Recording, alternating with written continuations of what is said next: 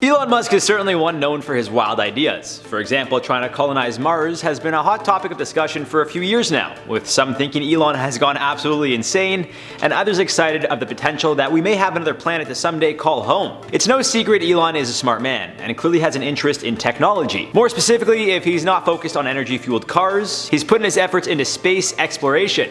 And when he's had enough of that, he's invested in cryptocurrency. The point I'm making here is that Elon is clearly pro-technology, and isn't one to shy away from the ideas that at first, many would deem as outlandish. Now, as honored as I'd be for Elon to watch our videos, I'm kinda hoping he doesn't see this one, as it may give him some ideas. The wrong kind. Today on Life's Biggest Questions, we're asking, what if Elon Musk made a MechaGodzilla? It may seem crazy, but give it a few years and he may surprise us all. Smash that like button and let's go. Before we get into the fun stuff, let's just quickly touch on who Elon Musk is. One of the richest or the richest person in the world, depending on when you're watching this video, Musk has definitely made headlines over the last few years for his wild ideas. Of course, Tesla is something most people love. It's stylish, classy, and very good for the environment. Then SpaceX is another thing that some think are cool while others feel is a bit wacky. Of course, we got Neuralink, which Elon believes will not only allow people to control technology using their brain, but can also help with severe injuries, such as paralysis. Not as many people are on board with that one, because it puts a chip in your brain, but I mean, no, I'm not even gonna make that joke, guys. He's also been responsible for PayPal, which is used pretty much internationally on a daily basis. To say Elon is an innovator, a genius, and a huge figure in society in general would be very accurate. But as we know, you either die a hero or live long enough to see yourself become the villain. And at some point, well, Elon may very well snap and decide rather than help the world, well, he wants to destroy it. And that's where MechaGodzilla comes in. But now if you have no idea what MechaGodzilla is, well, just watch season 1 episode 12 of South Park, titled Mecha Streisand. If you get that reference, just know you probably had an incredible childhood. MechaGodzilla is what you think it is, a mechanical version of Godzilla. Known as the arch-enemy to Godzilla, MechaGodzilla is not only one of the final bosses in Godzilla Save the Earth on PS2, but is also incredibly powerful. Its first debut was in the 1974 film Godzilla vs. MechaGodzilla, in which the latter is an alien. However, in other films and media, MechaGodzilla is man-made to defend Japan from the real Godzilla. In this case, MechaGodzilla would obviously be man-made, thanks to Elon. So what is MechaGodzilla, also referred to as Mechazilla, capable of? Well, for starters, it's incredibly durable, considering it's made up mostly of metal and other forms of machinery. Some of its abilities include shooting lasers from its eyes, arms that can turn into machine guns, a tail which can shoot lightning, and some Gatling guns in his chest armor which, again, are like machine guns. Powerful thing to say the least.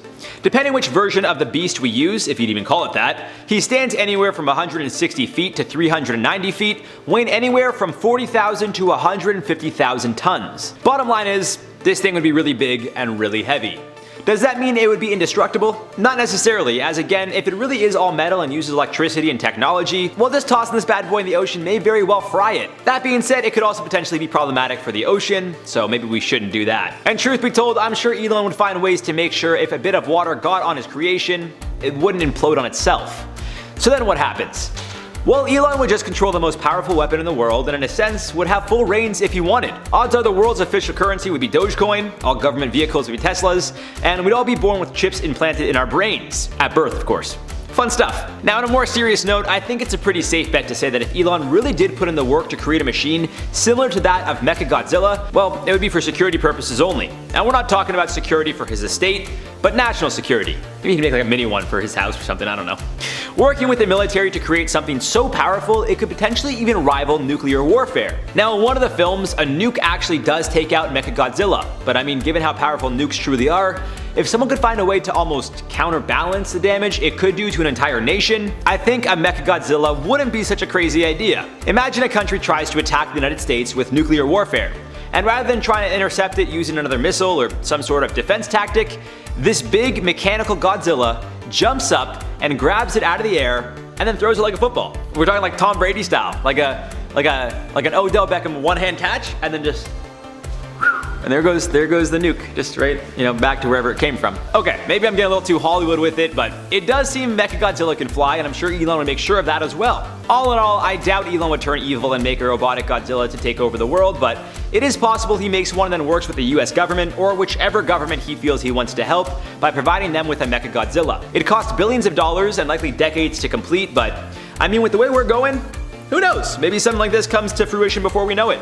We can all just watch an episode of The Simpsons to find out, I guess. As always, guys, let me know your thoughts on this one down below. For now, let's do some comment replies. This is the wrong channel that I'm replying to some comments from. Sick! I'm not actually gonna reply to those comments, guys. That's my bad, but I'll reply to like extra comments in the next video. I'm sorry, I was tired today, and you know, I'm just fried. Anyways, guys, that's all for this one. I've been your host, Jared Bronstein. We'll see you soon.